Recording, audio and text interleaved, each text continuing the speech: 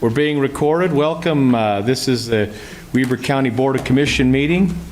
This is a special commission meeting, hearing. It's Wednesday, November the 20th at 6 o'clock. We're streaming this on Zoom, and we're going to move in. We'll have a public hearing in just a moment. The agenda has been posted on the state website as required, and those who come, and if you'd like an opportunity to speak, we'll give you that opportunity here momentarily. The first item on our agenda this evening has to do, it's an action item B. It's a request for approval of a resolution, and Commissioners, this would be Resolution 52-2024 regarding the interlocal agreement. It's just an interlocal agreement on roadway improvements for the proposed Nordic Valley Village Public Infrastructure District, numbers 1, 2, and 3. Ms. Russell, you're the presenter on that portion. Why don't you give us the information, please? Absolutely. Commissioners, public infrastructure districts are governed by state statute, and as we roll them out, we create a policy that supports the state statute. Part of the policy for Weber County is that before we create a public infrastructure district, we enter into an interlocal agreement to take over the certain pieces of infrastructure that the public infrastructure district creates. So in this case, the county would be taking over the road infrastructure that the PID creates. There's other entities that will take the other assets that the public infrastructure district creates. In our case, this is our agreement with the public infrastructure district that after this infrastructure is created, we would then assume maintenance and operation and ownership of that infrastructure. Terrific. Commissioners Bolos, Commissioner Farrar, questions regarding this? Not so far. No. With that, then I'll entertain a motion. Motion to adjourn our public meeting. No, I want to hear a motion action item for approval of 52-2024. It's approval of this interlocal agreement first. Oh, for the interlocal? Yeah. Okay. I'd move to approve 52-2024. Second. Have a motion and a second. Mr. Brandt will do a roll call. Roll call vote for Resolution 52-2024. Commissioner Farrar. Aye. Commissioner Bolos. Aye. Chair Harvey. Aye, motion carries. Thank you. Now we'll move on to our public hearing. I'll entertain, Commissioners, a request for approval or a motion to adjourn our public meeting and convene a public hearing. So moved. Second. I have a motion and a second. I'll place that for vote, and I'm going to roll call that. Go ahead, Mr. Brandt. Roll call vote for moving to a public hearing. Commissioner Farrar. Aye. Commissioner Bolos. Aye. Chair Harvey. Aye, motion carries. Thank you. We're now in a public hearing. Thank you. Item number 2 on our agenda, or C2, is a request, is a public hearing to receive input on all matters relating to a petition for the creation of Nordic Village Infrastructure Districts 1, 2, and 3. Each one of those would be a separate public infrastructure district.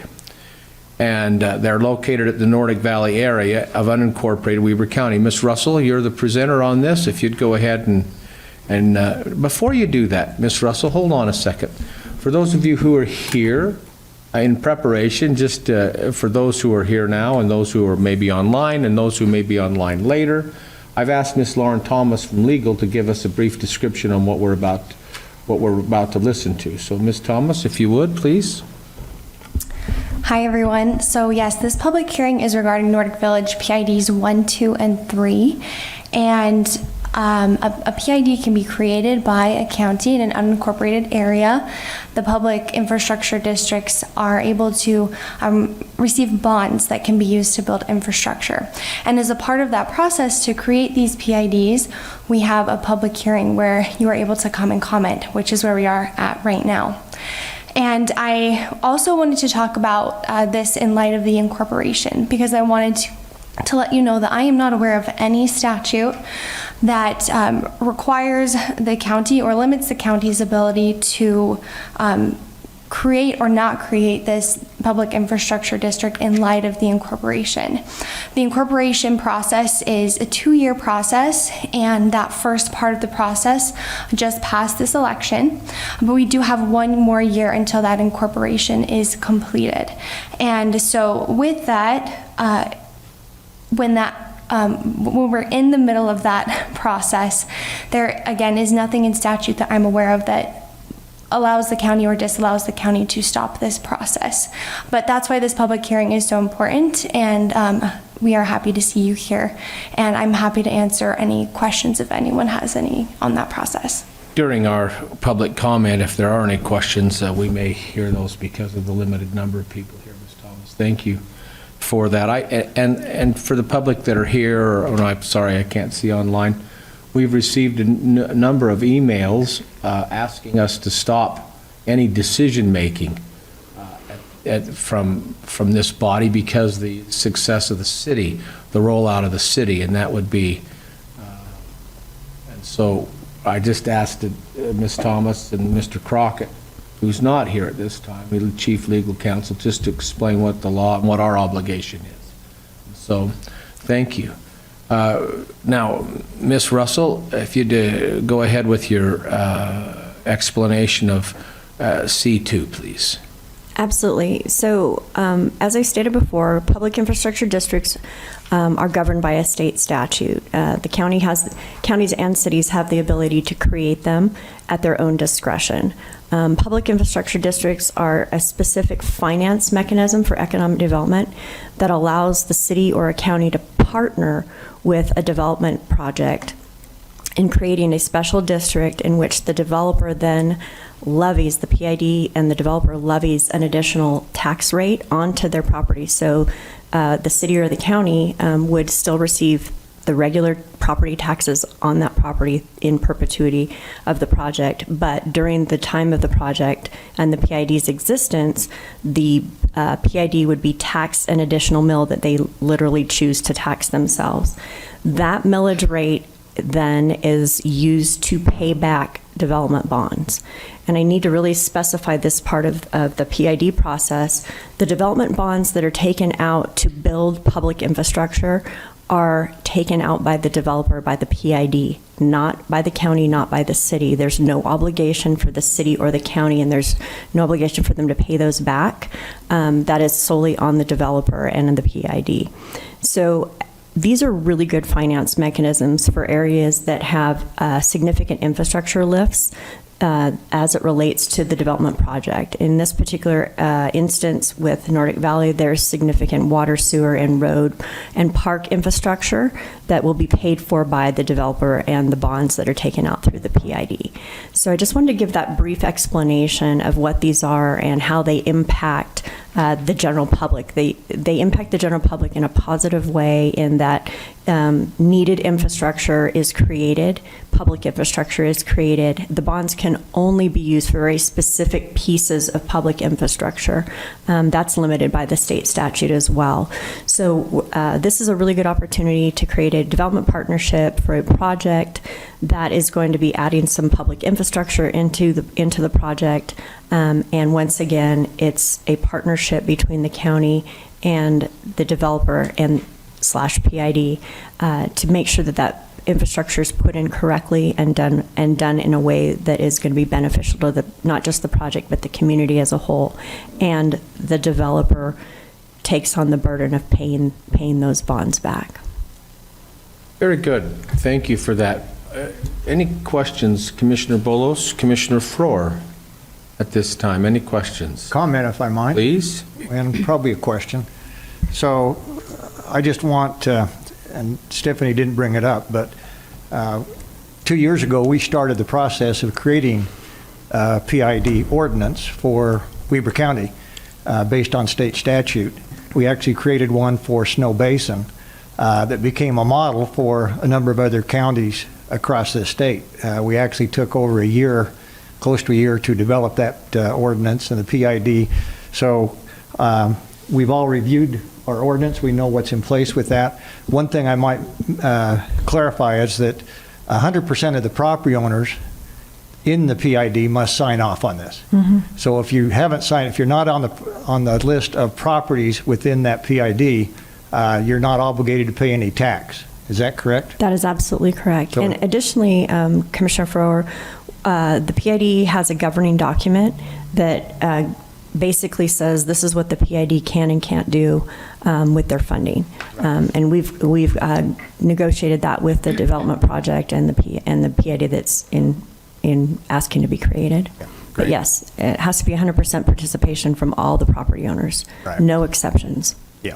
So if you haven't signed off, you're not a property owner, you're not in the PID, you're not obligated to pay anything additional property tax. Correct, Is and that that's correct? also certified by our clerk's office. Right. Okay. I just wanted to make sure we understood that. Well, that's good. So just you said in your presentation, Ms. Russell, these are people that basically in this particular area, and so let's just say this area around the Nordic Valley or this village is going to be like this. So this is the group or the area that's going to be 100%, they're going to all agree 100% that they're going to tax themselves for this public infrastructure. If there's an area surrounding this area, let's just say it's this big, that additional tax does not burden those people there. It only burdens those 100%, those people that are right inside there, and that's it. Do I That's understand absolutely that correct? And just to explain why we're asking for PID 1, 2, and 3 tonight, those 3 PIDs, we call them postage stamps. They're areas within the overall project area. They're phased. They're phased in. The development's phased in, so they take the bonds out in different phases, so that corresponds directly with the time that they're actually doing the development on those particular pieces. But it's still all, once again, just like you're saying, it's all one boundary. It's everyone has signed off that is in the boundary. Very good. And so I wanted to make sure that I was absolutely clear on this. And tonight, the purpose for this public hearing, despite what may have been communicated otherwise, our reason tonight is just for this PID area. That's it, correct? There's Yes. nothing else that we're talking Yeah. about tonight except for this PID area. Correct. The petitioners are asking for you to pass a resolution to create the public infrastructure district. Okay, I understand. All right. If there's no other questions for Ms. Russell, do you have a question? I do. Thank you. I know that you responded to a few emails that I received. I appreciate you doing that. And I think you've had some conversations with individuals who may or may not be here. Would you mind updating us on maybe some concerns that you heard and help us resolve those? Sure. So a couple of the concerns mainly was what Lauren was speaking to was about the new incorporation and possibly giving the new city an opportunity to manage this project in the project area and make their own decision about whether or not they wanted to see the public infrastructure that was being adopted into this PID implemented into the new city, into the new incorporated city. And that's the main concern, was the ability to have a voice and a say and to be able to participate in the process of the development, similar to a way that the county has participated in the process, whether it be through a development agreement or through the creation of a PID. Let me just follow up with one question. So if the city were incorporated right now, and this was going before the city, it would still only involve the property owners within this boundary, correct? That's correct, yeah. Cities and counties are governed exactly the same under the state statute as it relates to the creation of public infrastructure districts. So whether it's the city or the county doesn't determine the participants or those who have to be. Correct. So the petitioners would either go to the governing body, whether it be a city or a county. Okay. So the timing's irrelevant with regards to property owners within that district. It is. Okay. Great. Any others? Did you have any others? Any questions that you answered? That you No, want to share that with was us? the main share was being able to have a say, as particularly as it relates not just to the overall creation of the PID, but as it relates to some of the items that are in the development agreement, which transfer over to the infrastructure, the public infrastructure piece of the PID. Okay. So. Thank you. Perfect. Thank you. Thank you. All right. With that, then, we'll move on to item number 3 on our public hearing. Item 3 are public comments. These are, we invite the public to come forward. We'll ask that you state your name and just the area that you're from, if you would, please, and limit your comments to 3 minutes, but you're welcome to do that now. Anybody in the audience like to come up?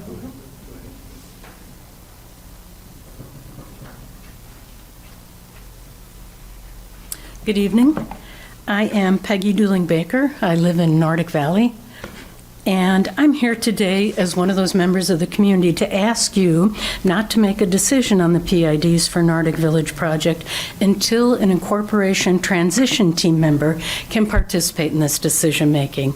I just heard it's not by statute that that's the case, but I think by practicality. The city will be in operation within a year. Leadership teams will be in place soon, and I believe they should have a seat at the table in this decision-making. The reason I'm asking this is because under the procedures that I saw in the Weber County Reinvestment Policy section, all of the interlocal agreements should be fully executed before the agency begins a public hearing. Now, it was stated in the work session on Monday, November 18th, that the agreements are not executed. We heard that the water was not state approved and the interlocal agreements were not signed to date with the school district or the fire department or the fire district. So I ask you again, please hold off on this decision. According to the Section F of the Weber County Reinvestment Policy, the agency, and I'm assuming that's the county that's taking that on, shall follow the processes established in the Act for adopting a project area plan and budget, which includes making the plan and budget available to the public, scheduling and holding public meetings, etc. We've not seen a plan or a budget for this project, and the residents really don't know what this entails. I did look at some of the attachments. I did see the maps, but not the plan. And not as an engineer, it's hard to decipher these. It appears that there's designated inclusion areas outside the boundaries of this ski resort. For example, in District 1, neighbors to the east of the old golf course are in an inclusion area that could be annexed into the development without a public hearing. If this is allowed, then a neighbor, as I understand it, a neighbor could have annexed in, and then commercial properties, multi-use families, other things could be in there. And then with this discussion on taxation just a minute ago, would that include taxation, even though we're not in the property boundaries? So that was just a question. Please do not allow the PID to expand beyond their property boundaries without requiring a public hearing to consider that expansion. Other questions I have, and I know I'm closing in on the 3 minutes, but other Well, I questions. gave you a little extra time. Thank you. I appreciate it. Other questions I have, is the PDI the same body building the infrastructure and then responsible for the quality control and the inspection for the work? If so, is that a conflict of interest? And the qualifications for the board members to manage the PID? Are there checks and balances that this infrastructure is up to state standards? Who will inspect the infrastructure as it's being built? So again, quality controls. And as I'm learning about PIDs for the village project, I had a question on the tax rate, but Stephanie was able to help us answer a little bit of that. I do believe that the tax rate is important because this year's tax bill for the ski resort alone was $444,000 plus, and that's just for the mountain. Will the city lose out on any of those funds over the next 4 years? And that's just for the ski hill. When you say a tax rate at 0.005 for 14 years, the tax money generated, that's not a lot. For an example, since Nordic Valley Ventures bought the old golf course land and since it was rezoned to a commercial and residential properties approximately 2 years ago with the form-based village concept, the land has stayed as agriculture or greenbelt, with parcels taxed at 009, which will result in a tax bill of 18 cents for a lot along Nordic Valley Drive. So that's not a lot of revenue. If you'd wrap up, please. I will. I'm almost there. Thank you. So what I'm worried about, too, is the amount of money for this infrastructure. I've taken some notes, Ms. Baker. and we'll have those addressed at the end of this hearing. Great, so I may close, if I may close. The pieces are not in place yet. We haven't seen the plans or the budgets, and along with the extremely low tax base rate, I believe the commissioner should not move on this tonight. I also believe that our new city officials, with the help of the staff here in the Economic Development Office, would make this decision. It may be a win-win for everybody, for the resort and for the city, but I truly believe that the city should be taking the lead in this. So I ask you to table it until a sponsor or their designee from the new city could participate, or even better yet, let the city negotiate this agreement. Thank you for extending my time. I appreciate it. You bet. I may not do that with all of them, but I was slow to the... That's all right. You were very... You did well. Any others like to address the commission?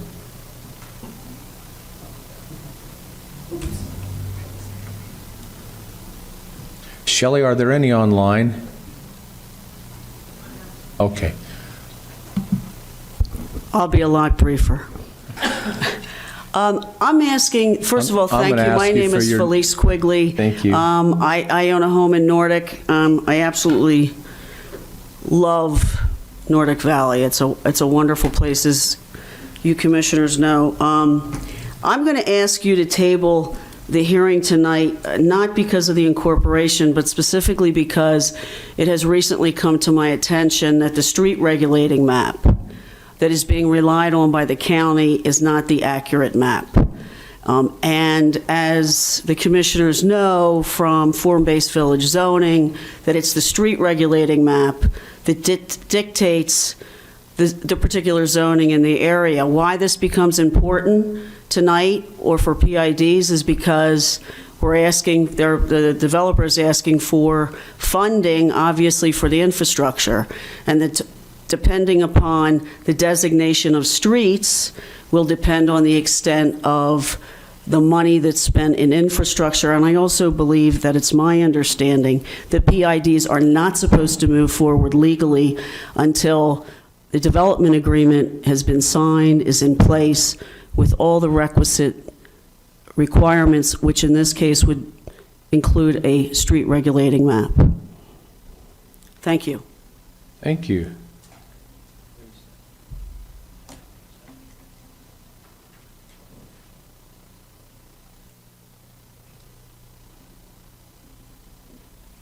Anyone else? No. Please come up, sir. Thank you. My name is Dan Mabey. Thank you, commissioners. I appreciate the difficult job you folks have. I started off 50 years ago as a planning zoning director in a county, and so later then spent 15 years as an economic development director for state of Utah, encouraging, recruiting businesses to come to our state, and at the end it depends on local folks to make places for them to live and businesses for them to run, and so thank you for your efforts. Also, having been a county director, never served as a city director, I think the county's got the right to do county business. If we waited until cities are incorporated or things like that happen, then where does that stop? We don't do police protection. We don't do, I mean, you got a job to do. It's your responsibility at this point. I think you're well qualified to do that. So I would stand in favor of moving this along.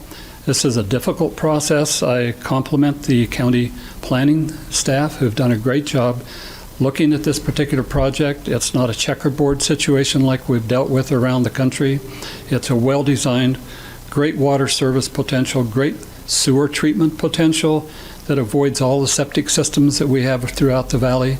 So I think it could be a real crowning jewel for the valley here. And I would encourage you all to move forward with it. Thank you very much. Thank you. Anyone else? Hearing and seeing none, commissioners, I'll entertain a motion to adjourn our public hearing and reconvene a public meeting. So moved. Second? All in favor? Aye. Aye. Thank you. That passes.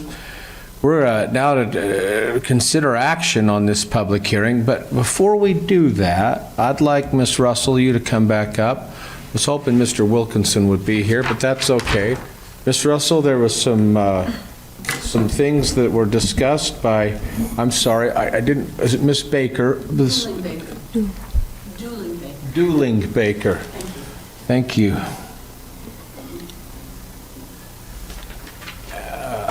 And I'm going to check those off as you go over those, if you would. I know that she talked about school, the agreements between the school and the fire, and that if you'd go ahead. Yeah, Ms. Baker, I want to clarify that. Those are required for the community reinvestment area. Those aren't required for the public infrastructure district. They're two separate incentives. The community reinvestment area requires a project area plan and budget, and requires those interlocal agreements between all the districts that are participating in that. That's for the tax increment finance. With the public infrastructure district, what we require is, per our policy, we require a list of where those assets are going to be going, and then our governing document, once that is adopted and passed, that requires that the public infrastructure district, once it's created, provide interlocal agreements between the entities that will be taking that infrastructure that's created. So I know it's a little confusing. One's dealing with tax increment finance, the other's dealing with infrastructure creation, and so there's a lot of interlocals. Lauren can attest to that. She's been working on them for weeks. So the posting of the public infrastructure district didn't require us to post the project area plan and budget. That comes with the community reinvestment area when we do that post. So, listen, I got to tell you, before being elected here, all this stuff was really confusing to me. After being elected, it's still confusing.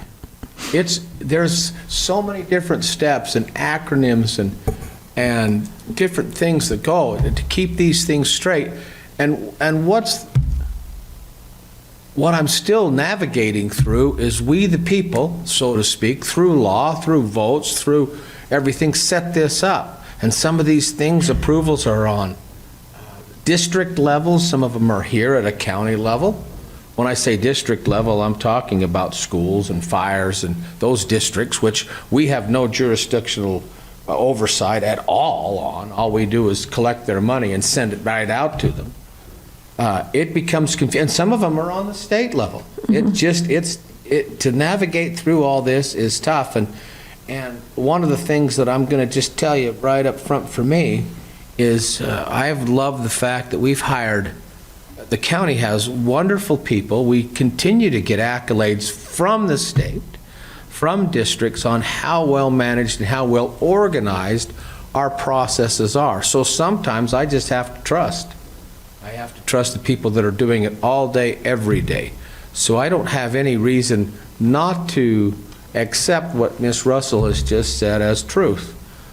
And Ms. Thomas, who's deeply into this thing, could interrupt, and I'd invite you to, if anything is said that's not right or legal. We do our best to make sure property taxes are spent not on legal. We don't want to be in, with all due respect, I thought normally we have an attorney, or you have an attorney here, but we have Ricky. I'm looking at the other chair. But I want to make sure that we don't spend more taxes on legal defending, or if we want to do the right thing for the right reason at the right time for the right up front. So that's just one question she had, though. I want to come back to you again. She also talked about budgets. In my mind, though, a budget for a PID, I've never seen in any of our meetings, in the 8 years I've sat here, the budget that was open to the public. That's the responsibility of the developer. Just like I've not seen a budget when a house plan comes in, on what the budget for the house plan is. Does it comply with the law and what's there, or does it not? That's what we make decisions on. We don't have the responsibility or the jurisdiction to say, well, you're spending too much money on light bulbs, or you're spending too much or too little money on decorations or landscaping. I just, so please. Sure. Our governing document is what could dictate that. The PID, once it's created, is its own district, and we do restrict a couple things in our PID policy. One is we don't create PIDs that are not going to generate at least $10 million in infrastructure. So we do have a bottom piece to that. We don't just willy-nilly create PIDs for the sake of creating them for developers. They have to show. Stop for a minute. I need to interrupt you for a second. So because I want you folks to hear, and those people who will be online now or later. This was a process by which that we started down that road probably 4 or 5 years ago when these first became legal, and the processes by which our team developed were highly acclaimed. The state had a few guardrails in place, but our team took that and developed it even further, and it came with great accolades from the state because of the way we've done this.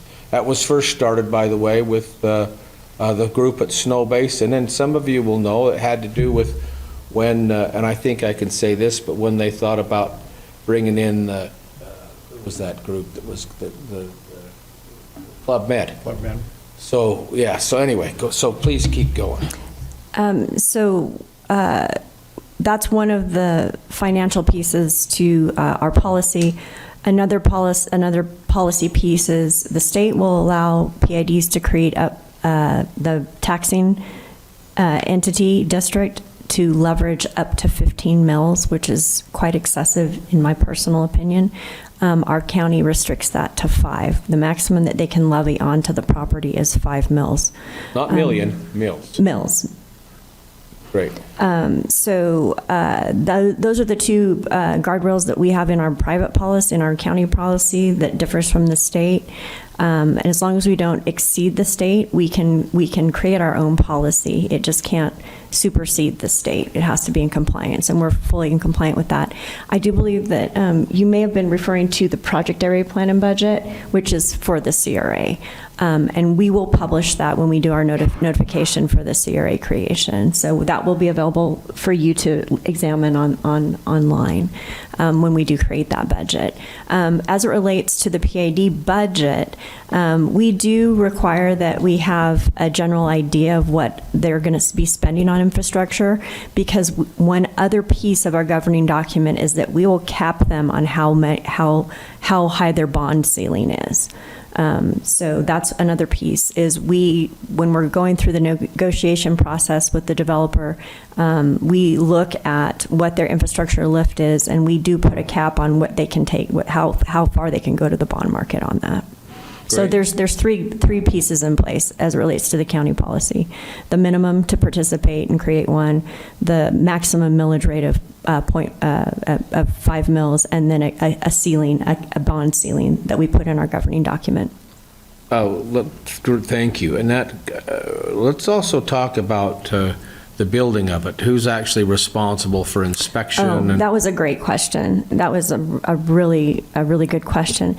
So this is also covered in the governing document, and then subsequently, once the PID is created, the PID will then create interlocal agreements, which we did today, and you can do it before or after the PID is created. Interlocal agreements with the governing entities that will be taking the infrastructure. Inside those interlocal agreements, they have to conform to state or local codes and statutes as it relates to creating the infrastructure. So I'm really glad that question was asked. I think the code says, when you say state and local, but I think the law is whichever is greater. Mm-hmm. Whichever is more strict. So. That's why, yeah, and or. So I was really glad that question was asked, because we don't typically talk about that when we're doing these types of proceedings, and it's really important. A good example of that would be the PID that we created for the Promontory Commerce Center. We put some really strict conditions on that infrastructure, and some checks and balances, and they have to have that all signed off by engineers, and has to be signed off by Central Weber Sewer on the sewer pieces. Everything has to be just as if you were doing a regular development project, and you'd have that signed off by county or state, depending on what type of infrastructure you're creating. It's the same process. The PAD cannot bypass that process at all. Thank you. You know, another thing that was mentioned in the presentation that she gave was, oh, be careful not to lose out on funds. And I don't know how we, especially when the property's in Greenbelt, when it moves over, it doesn't lose out on funds. It's usually in the other CRAs, which we're not talking about tonight, but Yeah, those that's types more of- relevant to a CRA discussion, but as it relates... It doesn't pertain to this, but just so people can hear this, that you two commissioners can correct me if I'm wrong, but normally in these instances, it's been my experience that the rate that the county or the new city would take is usually between 25 and 100 times what that would be. That's what I've seen all across the way. Mr. Maybe you're shaking your head because you've been involved in that, I think, in the state. There's a recapture period, so there's a look back for several years that you have to pay. Yeah, and so it's never, Unfortunately, we don't ever get away from taxes. yeah. That's, and just so you know too, and I want the group that's here and online too, I don't know about the two of you, but since November 5th and the city, the vote by the people there said we want to incorporate into our own city, I have personally met with those people who were designers of that new city already, and we've spoke about this and other things. And so that to me, I've already done that part. I've tried to do my homework before coming and in an effort to be prepared, so thank you. I also wanted one more thing too. In answer to Ms. Quigley's comments, she talked about the street regulating map. Can you talk about that too, please, Ms. Russell? There's some question as to the one that was actually adopted, and as it relates to the development agreement, and I really can't speak fully to that. That would be something that would need to be addressed by our planning department or our planning commission. Well, it's funny you mentioned that, Mr. Wilkinson. I'm going to hit you cold, but I'd like you to come to the lectern right now. And you didn't hear the comment unless you were listening online. But we're talking about PIDs in Nordic Valley, but we're also talking about the street regulating map as it relates to the Upper Valley. And can you just give us some commentary about that, please? Mr. Sean Wilkinson is the director of our community development for all of Weber County, and so he reports directly to the commission. And if there's an error here, it's because I haven't explained. Commissioner Frohr, Commissioner Bolos, was there any more detail we can give Mr. Wilkinson so he's a little more prepared? Or? I think just the question is street regulating. And how that comes under the applies. development agreement. There's a concern that it's not correct. That the street regulating plan is not correct? Isn't that? For the Nordic Valley area? Yes. Okay. That it needs some adjustment or something. Do you want to clarify? Sure, I'll be happy to. Great. The street regulating map, which was presented to the Planning Commission in August of 2022, showed there's mixed-use commercial, okay, which morphed into multifamily residential along Nordic Valley Way.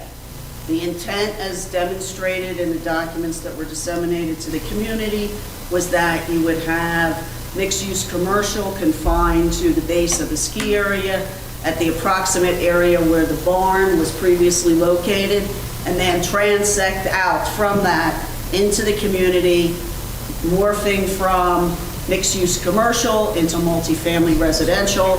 And when voted upon in August of 2022 at the Planning Commission, the street regulating map then morphed into the green area, which is in front of the two houses that are located at the base of Viking Drive and Nordic Valley Way.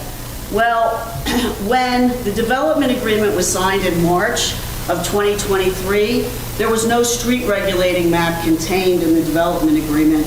And if you look on the website, you will see that. Okay, does that, yeah. That's in March of 2023. So with all due respect, thank you for the explanation. I'm going to have Mr. Wilkinson go, and then we've got a couple of comments here. Thank you. Okay. Go ahead, Sean. So, Commissioners, the development agreement doesn't necessarily govern the street regulating plan. The street regulating plan is tied to the form-based code. And that's outside of the specifics of the development agreement.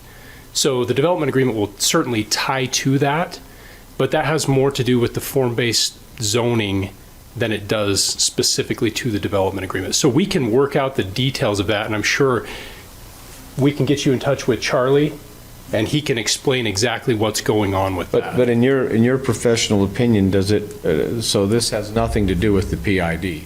Has nothing to do with the PID whatsoever. About the PID only tonight? Correct. Okay. Very good. And maybe the two of you can visit after. Commissioner Frohr, go ahead. Yeah, I just think we need to make it clear, we've confused the CRA with the PID. They have nothing in common. The CRA will be a TIF that will be talked about at some point in time when that CRA and the project area is defined. Is that correct, Stephanie? And again, the street regulating plan and zoning, what we're talking about is not infrastructure. What we're talking about tonight is infrastructure, roads, water, sewer, roundabouts. It has nothing to do with mixed use, single family. That's a zoning issue that they'll have an opportunity to talk about that, but it has nothing to do with our discussion tonight, and it should be kept on PID, which is public infrastructure, and the roads, water, sewer, et cetera, that the developers, again, because it's 100% signed off by the property owners, it doesn't overflow to anybody else. And I think it's fair to mention that that is infrastructure that community members outside that particular PID will be able to take advantage of. Additionally, I wanted to make one other clarification. While we encourage a development agreement to be completed before we embark on creating a PID, it is not part of the state statute. That's just part of our internal policy. I wanted to clarify that also. That's correct. Okay, thank you. Thank you. With that, Commissioners, we're now exercised on item number 5. We're out of a public hearing. Please hold on. Commissioner Bolos, go ahead. Yeah, Ms. Russell, I just have one more question. There was a concern by Ms. Dooling-Baker about the expansion of the PID area. Can it be expanded in the future, and how does that happen? That's actually a great question. Yes, it can. PIDs can expand and they can retract. And that is built into the state statute.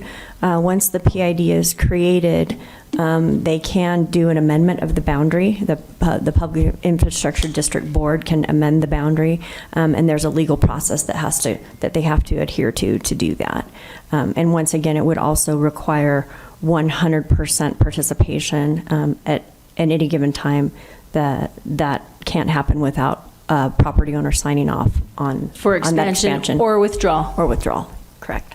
So a property owner cannot be removed from the PID area without their consent? Correct. As well? Okay, Thank you. Cannot annex in or cannot be removed without their consent. Very good. Commissioners, we're on action item number 5.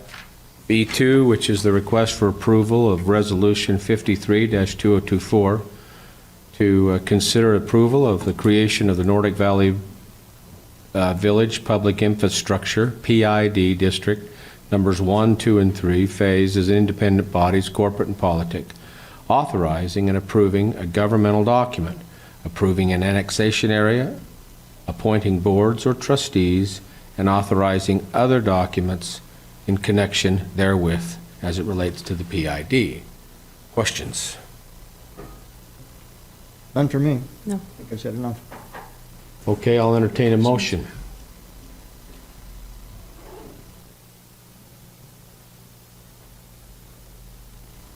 Are you ready for a motion? I'm ready for a motion. Okay, just double check.